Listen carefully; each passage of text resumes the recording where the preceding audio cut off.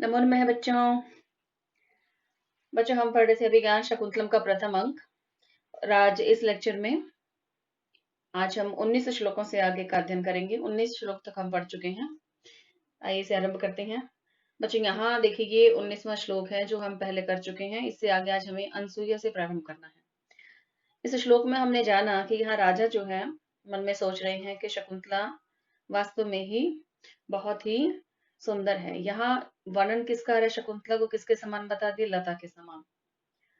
किसकी भुजाएं जो हैं कोमल शाखाओं का अनुकरण करने वाली हैं, होठ जो है कौपल के समान नए हैं, लालिमा से युक्त है, कांति से युक्त हैं, और इसके अंगों में जो है सुंदर मनोहर यौवन जो है वो व्याप्त है कुसुमी फूलों के समान। बच्चों आपने यह पढ़ा था जिसमें राजा ये विचार जो है अपने मन में सोच रहे हैं। राजा के द्वारा ये सोचा गया है शकुंतला के सौंदर्य को देखकर। अभी राजा इन तीनों के समक्ष, तीनों तापसी जो कन्याएं हैं, शकुंतला है, प्रियंवदा है और अनसुईया है, इनके समक्ष अभी नहीं आए हैं। वृक्ष के ओट में ही पीछे सब देख रहे हैं। वृक्ष के पीछे छिपकर इन तीनों का वार्तालाप सुन रहे हैं। अब देखिए इसके पश्चात जो आज हमें आगे करना है वह अनसुईया। अब यहाँ अनसुईया क्या कह रही है देखिए। हला शकुंतले, हे सखी शकुंतला। इसको मैं थोड़ा सा बड़ा कर देती हूँ बच्चों। ये देखिए यहाँ क्या है कि हला शकुंतले, हे सखी शकुंतला, इयम यह स्वयंवर वधु सहकारस्य तव्य। अब यहाँ क्या कह रहे हैं कि यह स्वयंवर वधु सहकार से, सहकार की। सहकार यहाँ जो ये शब्द है इसका क्या अर्थ है बच्चों? आम्र वृक्ष के। यहाँ मैं लिख देती हूँ इसे। ये क्या है? आम्र वृक्ष है, इसकी स्वयंवर वधु है। कौन है उसका वर्णन देखिए इससे आगे की पंक्ति में है। देखिए, कृत नाम धिया वन ज्योत्सने इति नवमालिका। वन ज्योत्सना नाम वाली क्या? नवमालिका। अर्थात इसमें क्या है कि शकुंतला ने नवमालिका का नाम रख दिया क्या? वन ज्योत्सना। इसलिए कह रहे कृत्य नाम ध्येया, जिसके द्वारा तुम्हारा जो है, तुमने जिसका क्या किया? नाम रखा है, नामकरण किया है। ऐसे यह नवमालिका। नाम क्या रखा है नवमालिका का? वन ज्योत्सना।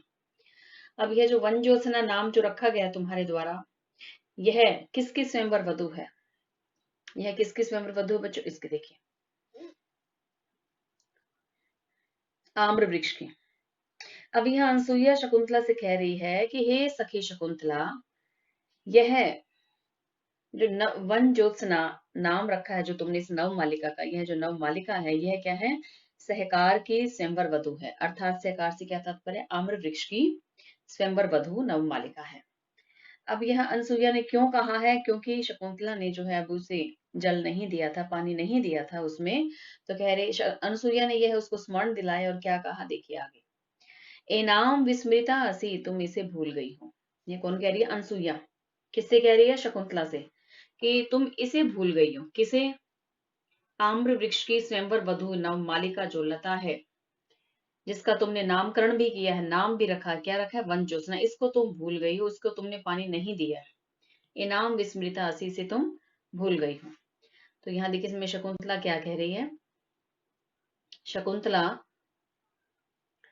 तद आत्मानम अपि विस्मृश्यामि। अर्थात यहाँ क्या कह रही है कि अपने आप को भी भूल जाऊंगी। अर्थात ये नहीं हो सकता कि मैं इसे जो है भूल जाऊं। इसके लिए देखिए यहाँ शकुंतला ने क्या कहा है, तब तो मैं अपने आप को भी भूल जाऊंगी।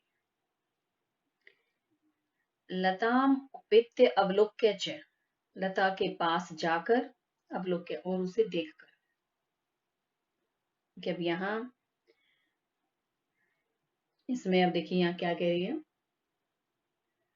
हला सखी, शकुंतला कह रही है यह अनसुईया के ऐसा कहने पर कि तुम तो इस वन ज्योत्सना में जल देना भूल गई। तो शकुंतला ने क्या कहा कि मैं तब तो मैं अपने आप को ही भूल जाऊंगी। अर्थात ऐसा नहीं हो सकता कि मैं इसे जल देना भूल जाऊं। कह रही हला सखी रमणीय खलु काल एतस्य। अब देखिए कह रही कि खलु निश्चय ही, रमणीय काल सुंदर समय में, एतस्य इस लता पादप, लता और देखिए पादप का क्या अर्थ है? वृक्ष।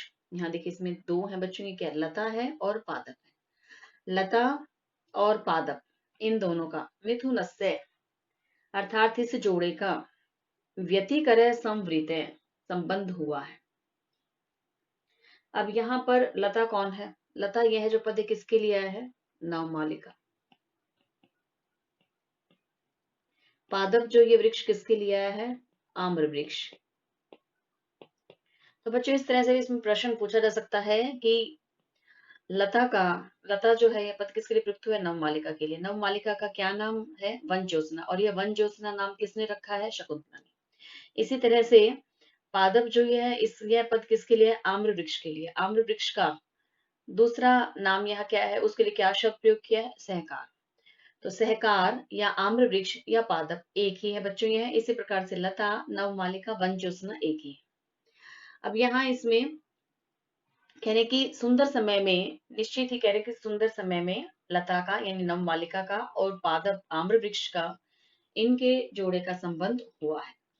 नव कुसुम यौवना, नव कुसुम नए फूलों से, नवीन जो पुष्प रूपी जो फूल हैं, यौवना यौवन से युक्त है। कौन? वन ज्योत्सना। कि यह वन ज्योत्सना जो है, यह नवमालिका जो है वो नए नए फूलों से, ऐसे पुष्प रूपी यौवन से युक्त है। स्निग्ध पल्लव। अब स्निग्ध का क्या अर्थ होता है? चिकना। पल्लव क्या होते हैं? पत्ते। और साथ ही क्या कह रहे हैं कि पलवत्यो उपभोग समय, उपभोग करने के योग्य, अर्थात सहकार्य। सहकार्य का क्या अर्थ है? आम्र वृक्ष। इसका क्या है बच्चों? सहकार्य का क्या अर्थ है? आम्र वृक्ष है। और वन ज्योत्सना क्या है? नवमालिका, या इसको लता भी कहा गया है और आम्र वृक्ष को पादप भी कहा गया है। कि यह नवमालिका कैसी है? वन ज्योत्सना कैसी है? जो नए नए पुष्पों के यौवन से युक्त है। और यह सहकार्य, यह आम्र वृक्ष कैसा है? जो अपने चिकने पत्तों के कारण उपभोग के योग्य है। ऐसा ये आम्र वृक्ष। इति पश्यन्ति तिष्ठति, इस प्रकार देखते हुए रुक जाती है। कौन? शकुंतला। प्रियंवदा अनसूये। अब देखिए यहाँ प्रियंवदा कह रही है अनसूये, जानासि किम, क्या जानती हो? शकुंतला वन ज्योत्सनामतिमात्रम पश्यतीति, कि शकुंतला वन ज्योत्सना को अतिमात्रम इतना अधिक क्यों देख रही है। यहाँ आप आगे देखिए अनसुईया क्या कह रही है। अनसुईया न खलु विभावयामी, अनसुईया मैं नहीं जानती, कथ्य कहो कि तुम ही बताओ, मैं तो नहीं जानती। प्रियंवदा, अब यहाँ प्रियंवदा क्या कह रही है? यथा जिस प्रकार वन ज्योत्सना अनुरूपेण, वन ज्योत्सना अपने अनुरूप पादपेन संगता, पादप से मिल गई है। अर्थात जिस प्रकार वन ज्योत्सना नवमालिका यह लता अपने अनुरूप पादपेन अर्थात सहकार्य से, आम्र वृक्ष से मिल गई है। अपि भी नामेव हम अप्या आत्मनो अनुरूपम। अब इसे देखिए पच्छेद करते हैं तो इसका क्या हो जाएगा? न एवं अहम अपि आत्मनो अनुरूपम वरम लभयेति। अब इसमें यहाँ क्या कह रहे हैं कि जिस प्रकार से वन ज्योत्सना अपने अनुरूप पादप से मिल गई है, क्या उसी प्रकार से, अपि का क्या अर्थ होता है? भी। अब यहाँ ये प्रश्न और संभावना सूचक अवयव है बच्चों। यहाँ पर यह अपि जो है वो क्या है? प्रश्न और संभावना सूचक अवयव है।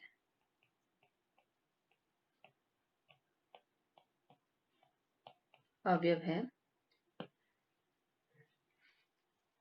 अर्थात प्रियंवदा कह रही कि शकुंतला यह सोच रही है अब कि मैं भी, अहम अपि मैं भी, एवं इसी प्रकार से, आत्मनो अनुरूपम इसका क्या था? अपने अनुरूप वरम लभयते, वर को प्राप्त कर पाऊंगी, वर को प्राप्त करूंगी। अर्थात यह प्रश्न जो है शकुंतला के मन में आ रहा है। कौन कह रही है? प्रियंवदा। किससे कह रही है? अनसुईया से।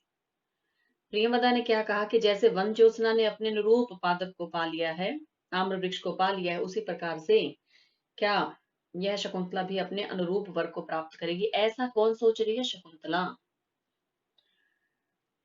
अब देखिए इसके बाद आगे, जब ऐसा सोचते तो आगे क्या कह रहे शकुंतला। अब शकुंतला क्या कहती देखिए, एष नूनम त्व आत्मगतो मनोरथ, कि यह निश्चय ही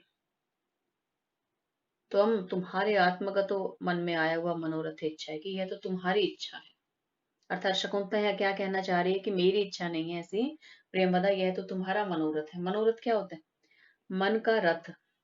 जिस प्रकार से क्या है, रथ जो है वो एक स्थान से दूसरे स्थान तक ले जाता है, उसी प्रकार से मन क्या एक रथ के समान है, जो क्या करता है, इच्छाओं को एक स्थान से दूसरे स्थान पर तीव्र गति से ले जाता है। इसलिए इच्छा को क्या है, मन का रथ कहा गया है। तो इसका क्या है, मनोरथ है अर्थात इच्छा। तो शकुंतला क्या कह रही है कि निश्चय ही तुम्हारे मन में आई हुई इच्छा है।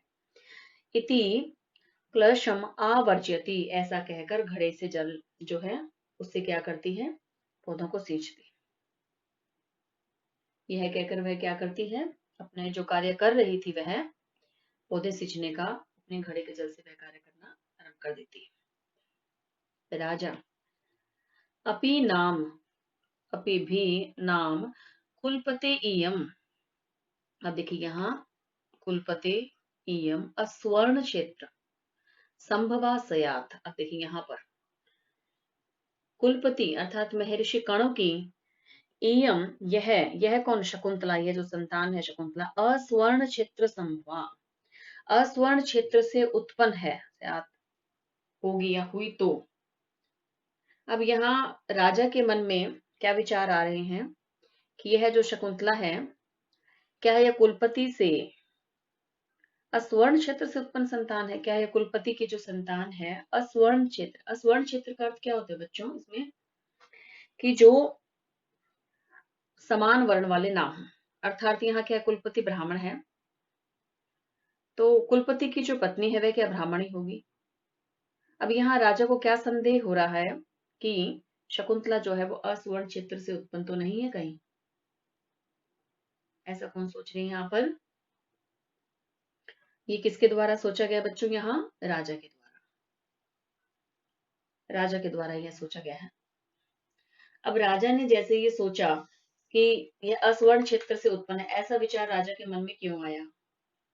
राजा दुष्यंत ये सोच रहे हैं इसमें कि शकुंतला और उसके सखियों का जो वार्तालाप सुना है राजा ने, उससे क्या पता चलता है कि ये शकुंतला महर्षि कण्व की ब्राह्मण से भिन्न अर्थात क्षत्रिय वर्ण की स्त्री से उत्पन्न कन्या है।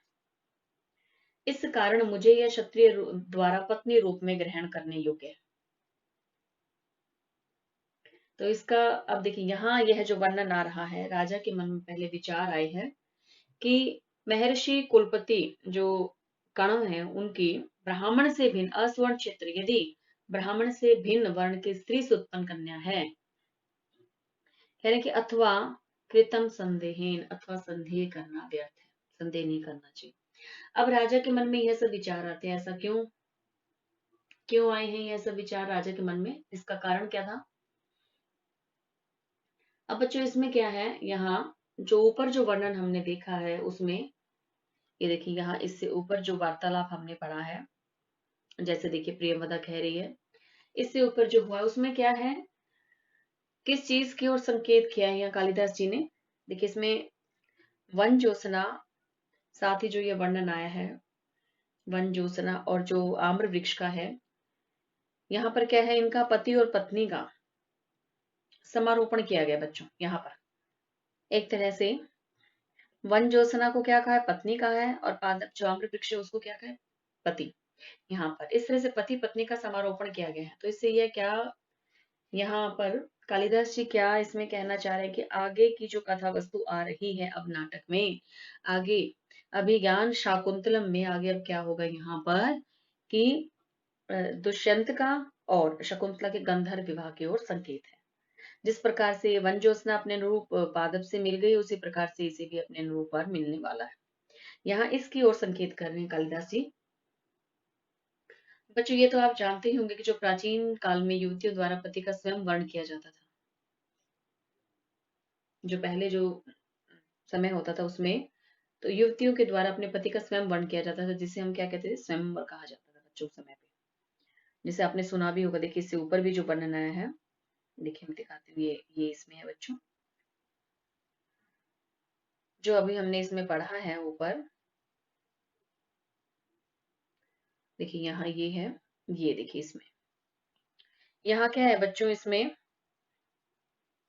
जिस प्रकार से प्राचीन काल में युवती अपने पति का स्वयं वर्ण करती थी, उसे स्वयंवर कहा जाता था। इसीलिए यहाँ पर जो ये पद प्रयुक्त किया है, पद जो प्रयुक्त है, क्या आया है यहाँ पर, देखिए आपने इसमें ऊपर पढ़ा है, ये देखिए अब इसमें है बच्चों, यहाँ स्वयंवर वधु, इसके लिए इसमें कहा गया है स्वयंवर वधु। इसमें ये हमने पढ़ा था सबसे शुरू में ही, जब बच्चों इसका आरंभ किया है। देखिए यहाँ, ये देखिए यहाँ पर ये जो स्वयंवर वधु जो इस पद का प्रयोग किया गया बच्चों, ये क्या था कि यहाँ पर कालिदास जी संकेत दे रहे हैं कि अब शकुंतला का भी स्वयंवर होने वाला है, अर्थात वह भी जो है अब अपने पति का वर्ण करने वाले, जिस प्रकार से यहाँ लता और सहकार का हो गया, यहाँ से इन्होंने संकेत देना इसमें बच्चों आरंभ किया। तो यह इसका जो वर्णन है कहाँ मिलता है, जो ये स्वयंवर वधु का आता है, मनुस्मृति इत्यादि जो धार्मिक ग्रंथ है बच्चों, इसमें मिलता है। मैं इसे यहीं लिख देती हूँ, मनुस्मृति आदि ग्रंथों में भी जो जितने भी जो धर्म शास्त्र हैं, जो ग्रंथ हैं, जो आप कहोगे इनको क्या कि धर्म शास्त्र हैं, इनमें भी वर्णन मिलता है। किस चीज का वर्णन मिलता है, स्वयंवर का। तो इसलिए यहाँ ये जो पद प्रयुक्त के स्वयंवर वधु है, किसकी, सहकार की। ये देखिए इसमें आरंभ में ही बता दिया कालिदास जी यहाँ किस की ओर संकेत कर रहे हैं कि शकुंतला का भी राजा दुष्यंत से गंधर्व विवाह होगा। इसके बाद अब जहां बच्चों हम पढ़ रहे थे, अभी देखिए आप इन पंक्तियों में हमने जितना भी पढ़ा है, इसमें वन ज्योत्सना और आम्र वृक्ष के बारे में वर्णन है, सखियों का वार्तालाप है, साथ ही राजा जो है वृक्ष के पीछे खड़ा होकर यह सब वार्तालाप सुन रहा है। अब बच्चों, अब इसमें राजा के मन में क्या विचार आ रहा है, सारा वार्तालाप जो सुना है राजा ने, इससे क्या विचार आ रहा है राजा के मन में कि यह महर्षि कणु की जो संतान, ये जो शकुंतला है, ये क्या है, ऐसा हो सकता है कि यह ब्राह्मणेतर अर्थात ब्राह्मण से भिन्न जो है वर्ण की स्त्री से उत्पन्न कन्या हो, अथवा फिर कह रहे कि कृतम संदेह, न तो संदेह करना व्यर्थ है। यानी अर्थात इसमें क्या है बच्चों, यहाँ क्या दिखाया है इस पंक्ति में और इसमें, दोनों ही तरह के विचार राजा के मन में आ रहे हैं कि यह अन्य जो है वर्ण से उत्पन्न भी हो सकती है, अर्थात ब्राह्मण से भिन्न जो स्त्री की कन्या भी हो सकती है, या फिर जो है मैं व्यर्थ में ही संदेह कर रहा हूँ। अर्थात दोनों प्रकार के विचार राजा के मन में आ रहे हैं वार्तालाप को सुनकर। किनका वार्तालाप, शकुंतला, अनसुया और प्रेमवदा का। अब देखिए यहाँ ये जो श्लोक है, इसमें अब क्या वर्णन है, राजा के मन में आए हुए वो विचार हैं। यहाँ राजा सोच रहे हैं यदि ये ब्राह्मण से भिन्न स्त्री से उत्पन्न करना है तो क्षत्रिय के द्वारा विवाह करने के योग्य है। यहाँ इस इन पंक्तियों में ये जो श्लोक है बच्चों, इन श्लोक में जो है यही वर्णन किया गया है। तो बच्चों इसको देखते हैं अब यहाँ, इसमें कह रहे असंशम, देखिए इस श्लोक में असंशम, संशय क्या होता है, संदेह करना, असंशय अर्थात संदेह से रहित, संदेह से रहित। शत्रु परिग्रह समय, यहाँ पर जो ये वर्णन आया है, क्षत्रिय के द्वारा परिग्रह क्षमा, में पहले इसका परिच्छेद कर देते हैं बच्चों, असंशम, शत्रु, परिग्रह क्षमा, यत, आर्य। देखिए यहाँ पर इसको अलग अलग करेंगे तो यह पद क्या हो जाएगा, यत और आर्य, अस्याम अभिलाषी में मन, सत्ताम ही संदेह पदेशु वस्तुषु प्रमाण, बल्कि इसके साथ ये प्रमाणम अंतकन प्रवृत्ति, इस तरह से बच्चों। इसमें अब देखते हैं असंशम, बिना किसी संदेह के अर्थात निसंदेह, शत्रु परिग्रह क्षमा अर्थात क्षत्रिय के द्वारा ग्रहण करने योग्य है। परिग्रह से यहाँ क्या तात्पर्य है, पत्नी रूप में, कि निसंदेह ही यह शकुंतला क्षत्रिय द्वारा पत्नी रूप में ग्रहण करने के योग्य है। परिग्रह क्षमा पत्नी रूप में ग्रहण करने के योग्य है। यत जो, अब क्या कह रहे हैं, जो मेरा मन है, मन मन कैसा है, आर्य जो श्रेष्ठ मन, मेरा सदाचारी मन। अब यहाँ कह रहे कि मेरा श्रेष्ठ मन, अब यह विशेषण किसके लिए आ गया बच्चों, यहाँ पर ये जो आर्य जो पद है, यह क्या है, इस मन का विशेषण है। मन कैसा है, श्रेष्ठ है, सदाचारी है, ऐसा मेरा मन, जो कह रहे जो मेरा श्रेष्ठ मन है, मन अस्याम अभिलाषी, इसकी इच्छा करने वाला है, कि मेरा श्रेष्ठ मन जो है इसकी इच्छा करे, इसकी कौन, या किसके लिए, शकुंतला की। देखिए यहाँ राजा के मन में क्या विचार आ रहे हैं कि यदि ये ब्राह्मण से भिन्न स्त्री से उत्पन्न कन्या है, ब्राह्मण से भिन्न वर्ण की जो स्त्री है उससे उत्पन्न कन्या है, तो ये क्या है, निसंदेह क्षत्रिय रूप में ग्रहण करने योग्य, अर्थात इसके साथ क्षत्रिय विवाह कर सकता है। राजा क्षत्रिय है तो राजा के मन में क्या विचार है कि मैं इसके साथ विवाह कर सकता हूँ फिर। और साथ ही क्या कह रहे हैं, अब इसके बारे में देखिए राजा को और कोई जानकारी उपलब्ध नहीं है। अब प्रमाण क्या मान रहे राजा, अपने मन को कह रहे कि ये जो मेरा मन है, जो कैसा है, आर्यम जो श्रेष्ठ है, जो सदाचारी है, ऐसा मेरा मन इस शकुंतला की इच्छा करने वाला है। अब देखिए आगे कह रहे क्योंकि सत्ताम सज्जनों की संदेह पदेशु, संदेह पद विषयों में, जहां संदेह होता है ऐसे विषयों में, कह रहे कि अंत्यकरण की प्रवृत्तियां ही प्रमाण होती है। किन में, संदेह पदेशु वस्तुषु, अर्थात संदेह पद विषयों में, ऐसे विषय, वस्तु से तात्पर्य क्या है, या विषयों से है, ऐसे विषय जिनमें संदेह हो, तो उस समय अंत्यकरण की जो प्रवृत्तियां होती हैं, अंत्यकरण की जो प्रवृत्तियां, जो विचार, वही क्या है, प्रमाण होते हैं, कि जैसा जो मन सोच रहा है, जो अंत्यकरण जो सोचता है उस समय वही सही होता है। तो अब यहाँ राजा क्या सोच रहे हैं कि मेरे मन में तो ये विचार आ रहे हैं, मेरा मन इसको क्या है कि इसके प्रति इच्छा करने वाला है, इसको ग्रहण करना चाहता है, और मेरा मन ये कह रहा है कि यह क्षत्रिय के द्वारा विवाह करने के योग्य है, अर्थात यह महर्षि कर्ण से क्या है कि जो ब्राह्मण वर्ण की जो स्त्री है उससे भिन्न से उत्पन्न है, तो ये क्षत्रिय के द्वारा ग्रहण की जा सकती है, ये विचार आ रहा है राजा के मन में। क्योंकि बच्चों यहाँ जो ये देखिए आपने जो पद पढ़ा है अस्वर्ण क्षेत्र, इसका क्या अर्थ है, देखिए यहाँ जो ये क्षेत्र शब्द दिया है ये क्या पत्नीवाची है। क्यों, क्योंकि महर्षि जो कर्ण थे वह ब्राह्मण थे, ब्राह्मण कन्या से क्षत्रिय विवाह नहीं कर सकता। अब राजा क्या है, यहाँ पर क्षत्रिय है, अब वो यदि यह शकुंतला ब्राह्मण कन्या है तो वह शकुंतला के साथ विवाह नहीं कर सकता। लेकिन राजा के मन में क्या विश्वास आता है कि यह जो है क्षत्रिय से विवाह करने के योग्य है। ऐसा क्यों, राजा को ऐसा लगता है कि यह महर्षि कर्ण की जो है क्या है कि ब्राह्मण स्त्री से उत्पन्न कन्या नहीं है, ऐसा राजा के मन में विचार आ रहा है। और इसके लिए राजा प्रमाण किसको मान रहे हैं, अपने मन को, कि मेरा मन ऐसा कह रहा है तो इसलिए यह बात हो सकती है, होगी, बल्कि ऐसे कह रहे हैं कि मेरा मन जो है इसके अभिलाषा करने वाला है। तो बच्चों यहाँ इस श्लोक में देखिए, यहाँ सबसे पहले हम इसमें देखते हैं अलंकार यहाँ कौन सा आ रहा है, अप्रस्तुत प्रशंसा, इसको यहीं लिख देते हैं बच्चों। इस श्लोक में अलंकार है अप्रस्तुत प्रशंसा, यह अलंकार है। अब इसमें क्या है बच्चों, क्यों है ऐसा, यहाँ मत परिग्रह क्षमा न कहकर के सामान्य रूप से क्या कहा गया, परिग्रह क्षमा कहा गया। देखिए यहाँ पर तो यहाँ इसके कारण जो है प्रस्तुत प्रशंसा अलंकार है। साथ ही इसमें क्या है, उत्तरार्ध जो सामान्य जो है यह वाक्य है, इससे पूर्वार्ध जो आया है इस विशेष कथन का समर्थन है। तो यहाँ पर फिर कौन सा अलंकार हुआ बच्चों, अर्थांतरन्यास, अर्थांतरन्यास अलंकार है इसमें।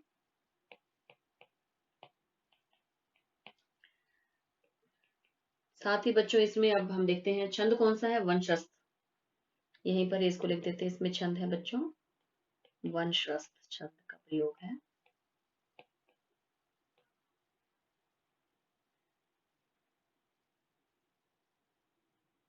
और बच्चों इसमें यह जो वर्णन है इसमें कि संदेह की आवश्यकता नहीं है, क्योंकि संशय से युक्त जितने भी पद होते हैं उसमें सज्जनों की मनोवृत्तियां ही जो है वह क्या करती हैं, निश्चित करती हैं। जैसा सज्जन व्यक्ति का मन सोचता है वही सत्य होता है। यह जो पंक्ति है बच्चों, इस तरह के जो विचार कहाँ मिलते हैं, मनु ने भी ऐसा कहा है। मनु ने जो कहा है, देखिए मैं यहाँ लिख देती हूँ। मनु वचन है यह। मनु वचन क्या है? साधु नाम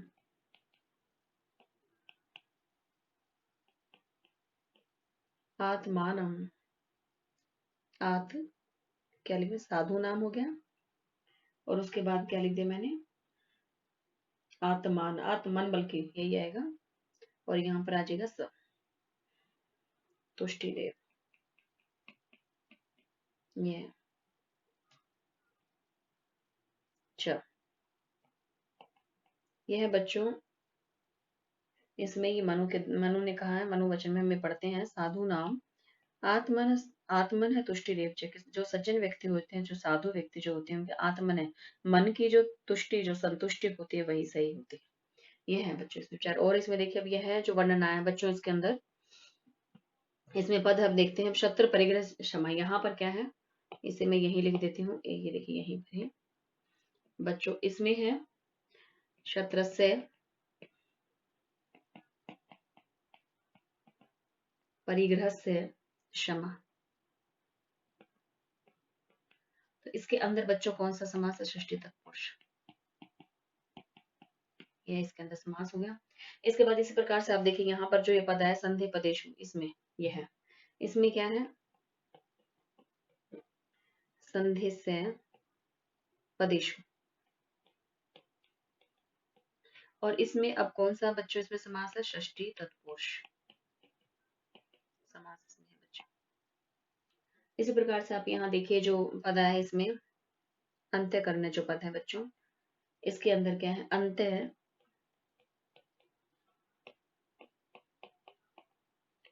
कर्ण से परवृत्त। इसमें भी बच्चों क्या है, षष्ठी तत्पुरुष, यही लिख देते हैं। इसमें भी देखिए यहाँ डाल देते हैं, इसमें क्या है, षष्ठी तत्पुरुष। इसके अंदर इसको ये ब्रैकेट बड़ी बना देते हैं बच्चों, ये षष्ठी तत्पुरुष हो गया। इसको यहाँ बंद कर देते हैं, ये ब्रैकेट कर दिया आगे। अब देखिए बच्चों इसके बाद अब हम चलते हैं इससे आगे। तो राजा यहाँ जो है अपने अंत्यकरण की जो प्रवृत्ति है उसको ही प्रमाण मान रहा है। तथापि अब देखिए यहाँ क्या कह रहे हैं, तथापि तत्वत इनाम उपलप्स्ये। अब यहाँ कह रहे हैं फिर भी तत्वों का जब तक मैं निरीक्षण नहीं कर लूं, मैं जब तक यह जान नहीं लूं कि यह किसके संतान है, किससे उत्पन्न संतान है, तो कह रहे कि उसके पश्चात ही तभी जो है मैं इस शकुंतला को यथार्थ रूप में प्राप्त करूंगा। कि पहले क्या वो तत्वों का अन्वेषण करना चाहते हैं। तो यहाँ पर देखिए राजा के जो गुण हैं, जो दात गुण यहाँ दिखाई दे रहे हैं, इसमें क्या है कि राजा के एक नायकगत जो विशेषताएं होती है हमें दिखाई देती है बच्चों। इसमें शकुंतला कह रही ससंभ्रमम, घबराहट के साथ। अब राजा के मन में यह विचार आ रहे होते हैं, राजा सोच रहा है, तभी जो है देखिए शकुंतला क्या कहते हैं, घबराहट के साथ। अब यहाँ इसमें कह रही अम्बो। अब यहाँ से देखिए इसमें शकुंतला किसको कह रही है, घबरा करके, कि अम्बो, अरे, ओह, सलिल सेक संभ्रमोदगतो नव मालिकाम उंझित्वा वदनम में मधुकरो भी वर्तते। अब यहाँ कह रही ओ, सलिल क्या होता है, जल, जल सेचन से, संभ्रमो घबरा कर,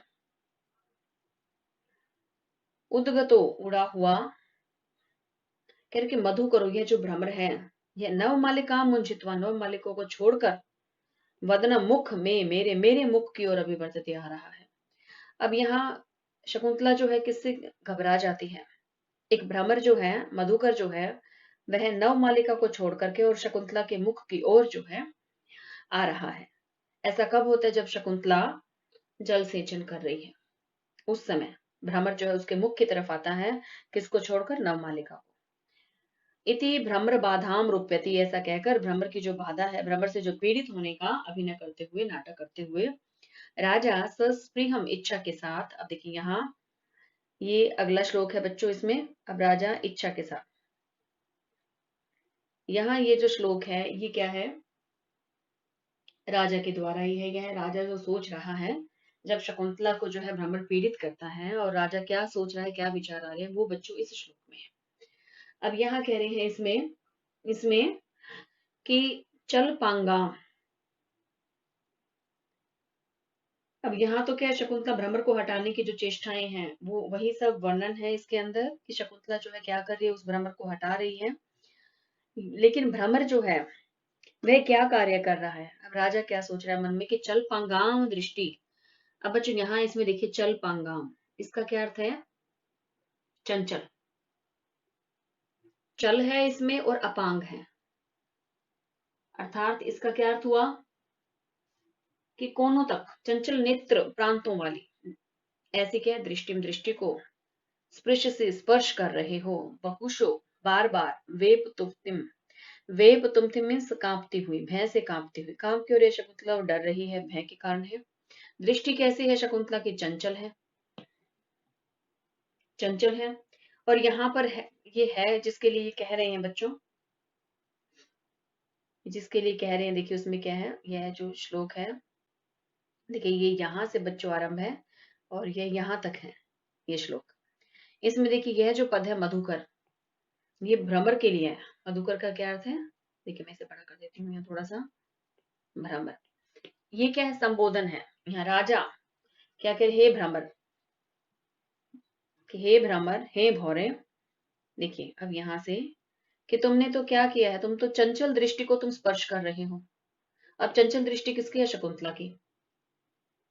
चल हो गया चंचल, अपांग हो गया नेत्रों वाली, वो कोनों तक, अर्थात प्रांतों वाली दृष्टि, मैंने ऐसे दृष्टि को, चंचल नेत्र प्रांतों वाली दृष्टि को, चंचल नेत्र प्रांतों वाली, और साथ ही क्या, वेप तुम थिम, कांपती हुई, क्या है उस शकुंतला की जो ऐसी दृष्टि जो है उसका तुम स्पर्श से बहुश बार बार स्पर्श कर रहे हो, ऐसी दृष्टि का।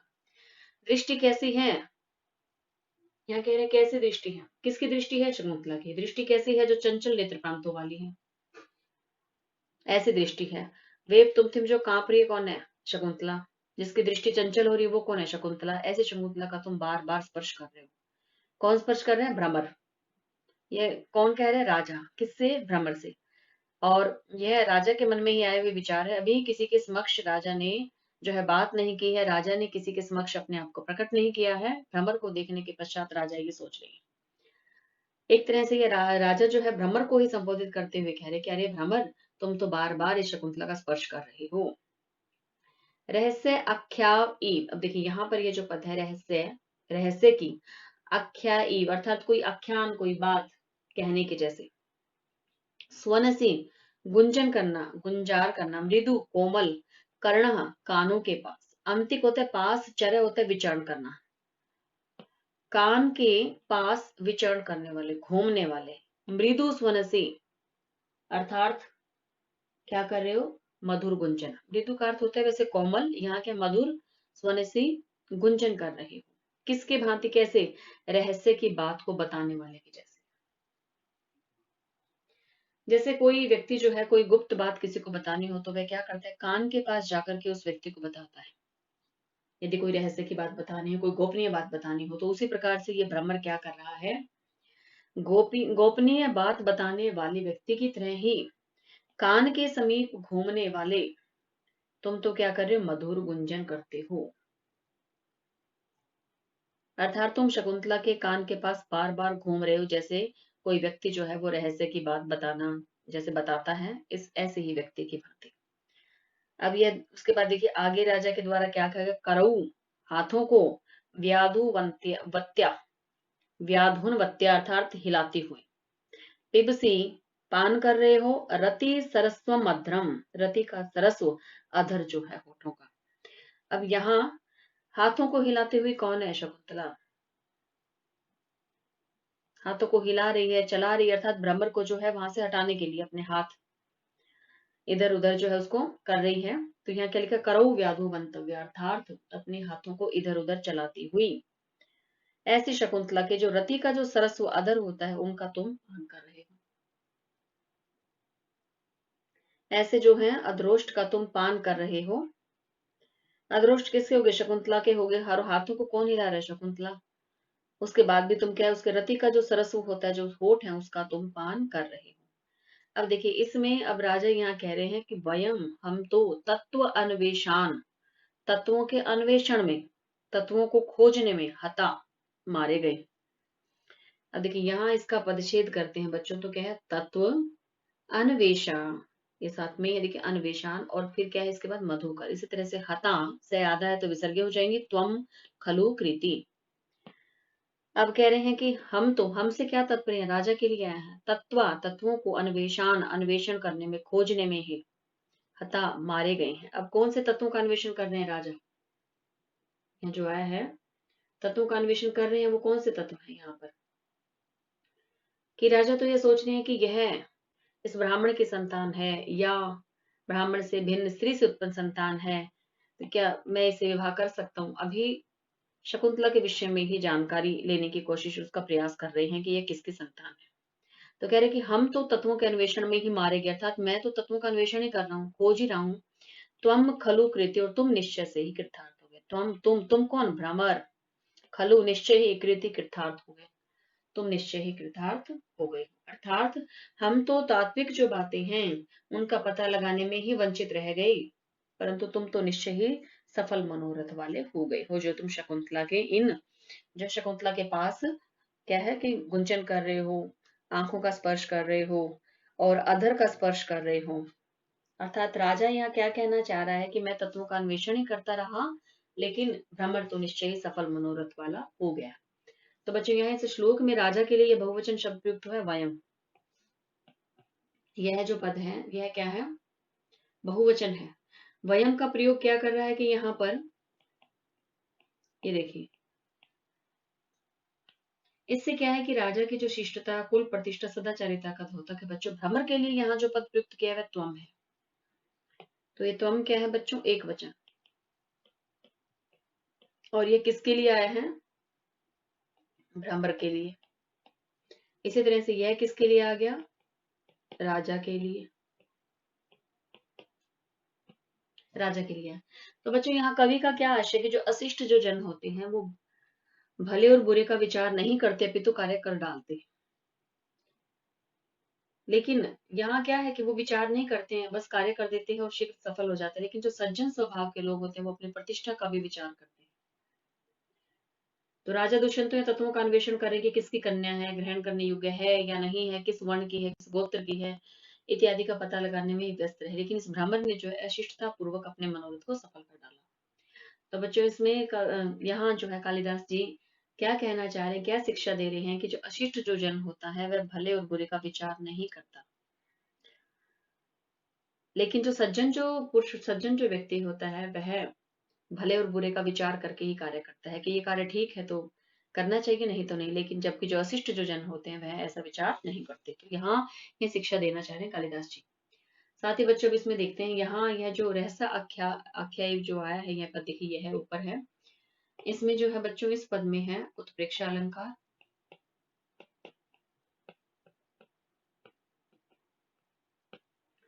अब देखिए इसमें यहाँ दूसरा जो है अलंकार है भ्रांतिमान। ऐसा क्यों है यहाँ पर, अब देखिए इस पंक्ति के कारण ये हुआ है बच्चों। यहाँ पर क्या है, भ्रमर को नायिका के नेत्रों में क्या है, कमल की भ्रांति हो रही है। अब उसे क्या लग रहा है, शकुंतला का जो मुख है वह कमल है, इसलिए वह जो है क्या, शकुंतला के मुख की ओर आ रहा है। तो यहाँ भ्रमर को नायिका के नेत्रों में कमल की भ्रांति होने से कौन सा अलंकार है बच्चों, यहाँ पर भ्रांतिमान। इसे मैं यही लिख देती हूँ, इसमें भ्रांतिमान अलंकार का प्रयोग है। भ्रांतिमान अलंकार है बच्चों एक तो इसमें, साथ ही इसमें हम देख चुके हैं उत्प्रेक्षा अलंकार है, और इसके अंदर जो छंद आया है इस अलंकार में, मैं इसे यहीं लिख देती हूँ। छंद कौन सा है बच्चों, इसमें शिखरिणी छंद है, इसमें शिखरिणी छंद का प्रयोग है बच्चों इस श्लोक में। और यहाँ पर देखिए अब इसके अंदर हम देखते हैं पद जो और आ रहे हैं। देखिए इस तरह से, जैसे ये व्याधुन वत्या, यह जो पद है बच्चों इसमें क्या है, वी जमा आ जमा धू, और इसके साथ है इसमें प्रत्यय शर्तरी है, साथ ही इसमें बच्चों क्या है, गीप। अब देखिए यह क्या है बच्चों, स्त्रीलिंग है। यह जो पद है यह स्त्रीलिंग है, साथ ही ये षष्ठी विभक्ति का है। और ये क्या है बच्चों, एक वचन का इसके अंदर प्रयोग है, एक वचन। इसी प्रकार से आप बच्चों इसमें देखिए, और इसमें यह जो पद एक और है, देखिए इसमें कहा गया वेप तुम, ये वाला जो पद है बच्चों, इसके अंदर क्या है, इसमें इसे यहीं लिख देते हैं, वेप तु प्लस है इसमें मतुप, और प्लस में है बच्चों इसके गेप प्रत्यय। मैं इसे यहाँ नीचे लिख देती हूँ बच्चों, यहाँ से ये देखिए गेप प्रत्यय यह है इसके अंदर। और इसके बाद आप देखिए यहाँ पर आया है यह पद जो है बच्चों, इसमें चल अपांगामी है जो पद है बच्चों, इसमें क्या है देखिए, चलऊ, अपांगऊ, यस्या, सा। इसमें बच्चों कौन सा समास है, बहुव्रीहि। यह इस पद में, इसके अंदर यह समास है।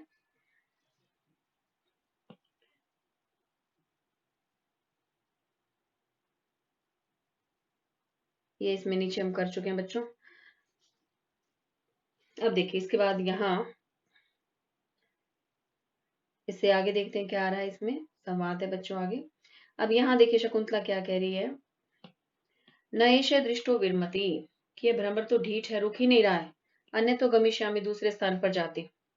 कथम ही तो अप्य अवस्थी, ये कैसे जो है इधर भी आ रहा है, कह रहे कि ये कैसे इधर भी आ रहा है मेरी तरफ, दूसरे स्थान पर जाने पर भी ये मेरे पीछे आ रहा है। हला सखी परित्र यथाम मामनेन दुर्विनीतेन, दुर यहाँ क्या है, अवयव लगा हुआ है बच्चों, दुर्विनीतेन बुरा, कि सखी कहने कि इस, ये जो दुर्विनीतेन मधुकर है, ये जो दुष्ट जो भ्रमर है, इससे कह रहे कि अभी भूय मानाम, क्या कहते जो पीड़ित की जा रही, मुझे बचाओ, अब इस भ्रमर से जो है मुझे बचाओ। अब देखिए यहाँ उभे दोनों कह रही है सस्मितम मुस्कुराकर, के आवाम परित्रातुम, हम दोनों बचाने वाले कौन हैं, कि हम दोनों कौन है बचाने वाले, दुष्यंत आकरण, दुष्यंत को बुलाओ, राज रक्षितव्यानि तपोवनानि नाम, तपोवन तो राजा के द्वारा ही रक्षित होते हैं, उन्हें ही बुलाओ।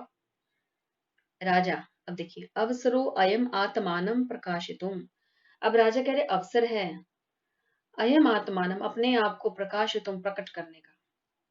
अब यहाँ राजा क्या सोच रहे कि ये तो अपने आप को प्रकट करने का अच्छा ही अवसर है। न भेतव्यम, नहीं डरो, इतना कहते हैं। अब देखियो इसके बाद क्या आगे कह रहे, इतना कहते फिर कह रहे हैं इत्ते अर्ध्योक्ते स्वगतम, इतना कहकर आधा ही कहते हैं कि नहीं डरो, और फिर स्वगतम मन में ही, इतना कह के रुक जाते हैं राजा। ऐसा उन्होंने क्या किया, उन्होंने सोचा कि मैं अभी तक तो बोल तो रहा ही नहीं था, मैं किसी के सामने प्रकट तो हुआ ही नहीं, इतना कहा और इतना आधा कहकर ही रुक जाते हैं। बच्चों यहाँ जो ये स्वगतम जो पद आ रहा है, ये क्या है, पारिभाषिक शब्द है। जिस तरह से आपने देखिए नांदी आपने देखा, इससे पहले आया था नांदी प्रस्तावना, जो नाटकीय जो पारिभाषिक शब्द है, इसी तरह से है जो स्वगतम है, यह भी जो है पारिभाषिक शब्द है। इसका क्या अर्थ होता है, जो कथन अन्य किसी पात्र को नहीं सुनाया जाता और उसे मन ही मन सोचकर दर्शकों या पाठकों को लक्ष्य करके कहा जाता है, वह क्या है, स्वगतम के द्वारा ही सूचित किया जाता है। ये देखिए बच्चों, इसके लिए स्वगतम के द्वारा ही उसे सूचित करते हैं, मन में विचार आए हैं, दर्शकों को और पाठकों को ही केवल पता है, नाटक के अंदर जो है पात्र उनको नहीं। तो यह जैसे देखिए आपने इसके बारे में यह कहा भी जाता है, स्वगतम के द्वारा सूचित किया जाता है, क्या पंक्ति बच्चों के लिए, अश्राव्यम खलु यद वस्तु तदीह स्वगतम मतम। इसका क्या अर्थ है, देखिए जो सुनाई नहीं देती, खलु निश्चय ही, यद वस्तु तत् है, वह वस्तु जो सुनाई नहीं दे, अर्थात अन्य पात्रों को नहीं सुनाई दे रही, जो नाटक में है, जो नाटक के अन्य पात्र हैं उनको नहीं सुनाई देती है, तदी है, वह क्या है, स्वगतम मतम, वह क्या है, उसको क्या माना गया, उसे स्वगतम, मन में ही कहेगी बात को स्वगतम कहा जाता है, जो केवल दर्शकों या पाठकों को लक्ष्य करके कही जाती है, जो क्या है कि नाटक के अंदर चल रही जो अन्य पात्र है उनको नहीं सुनाई देती है, तो उसे क्या है, स्वगतम कहा जाता है। तो बच्चों आज हम इसमें यहीं तक ही करेंगे बच्चों, इतना ही। इस पर आधारित आप बच्चों प्रश्न जो है साथ ही तैयार करते हैं, वस्तुनिष्ठ प्रश्न, और साथ ही अपने इसमें व्याख्या भी। और इसमें से बच्चों जो सार का जो प्रश्न आता है, वस्तुनिष्ठ प्रश्न तो आते ही हैं बच्चों इसमें। सार सार कैसे, जैसे प्रथम अंक का सार लिखिए, इस तरह जो प्रश्न भी आते हैं, चरित्र चित्रण पर आधारित प्रश्न भी आते हैं इसमें। तो आप इसमें जो है प्रथम अंक का सार साथ साथ ही करते जाएं और वस्तुनिष्ठ प्रश्न भी साथ साथ इसमें तैयार कर लें। अब जो आज हमने जैसे पढ़ा है उसमें क्या है, जैसे स्वगतम जो है इसका क्या अर्थ है, या दूसरी तरह से कि नवमालिका का दूसरा नाम क्या है, जो अभी हमने इसमें ऊपर पढ़ा है, या सहकार्य जो पद है वह किसके लिए प्रयुक्त हुआ है, आम्र वृक्ष के लिए। इस तरह के जो प्रश्न है वह जो है वस्तुनिष्ठ प्रश्नों में आ जाते हैं। आपने जाना होगा कि हम सबसे जो पहले इसमें जो हमने वर्णन पढ़ा है आज के लेक्चर में, वह कहाँ से आरंभ हुआ, सहकार और वन ज्योत्सना से ही हमने किया था। सहकार बच्चों आप जानते हैं वसंत ऋतु में जब आम्र वृक्ष पर मंजरियां खिलती हैं, जिसे पुष्पे देखकर प्रवासी जन घर लौट जाते हैं। कालिदास जी ने सहकार का अनेकधा वर्णन किया है, अनेक बार उन्होंने जो है अपनी कृतियों में इसका वर्णन किया है। अन्य कवि भी करते रहे, लता पादप का वर्णन अन्य कवि भी करते रहे हैं, कालिदास जी ने भी किया है। तो इस यह जो है जैसे कि इनका जो इससे संबंधित प्रश्न आ सकता है कि आम्र वृक्ष जो है उसके लिए क्या पद प्रयुक्त किया है, सहकार है। दूसरा, इससे पहले भी जैसे हमने शुरू में पढ़ा, प्रारंभ में ही पढ़ा हमने कि प्राचीन काल में युवतियों के द्वारा जो स्वयं वर्ण किया जाता था उसका वर्णन कहाँ मिलता है, मनुस्मृति आदि जो धर्मशास्त्र है उनमें मिलता है। इस तरह के इसमें प्रश्न जो है, राजा के मन में क्या विचार आते हैं शकुंतला को देखने पर, उनका वर्णन, या राजा जो है संदेह पद विषयों में किनकी जो है प्रवृत्तियों को प्रमाण मानते हैं, सज्जन पुरुषों के अंत्यकरण की प्रवृत्तियां। इस तरह से प्रश्न इसमें पूछा जा सकता है, और आप इन्हें जो है तैयार करते रहिए साथ ही। तो इससे जो है वस्तुनिष्ठ प्रश्न भी तैयार हो जाएंगे बच्चों, और इसके साथ साथ जो है प्रथम अंक का सार भी आपका तैयार होता जाएगा। तो बच्चों इससे आगे का भाग हम अगले लेक्चर में करेंगे, तब तक के लिए अस्तु, नमो नमः।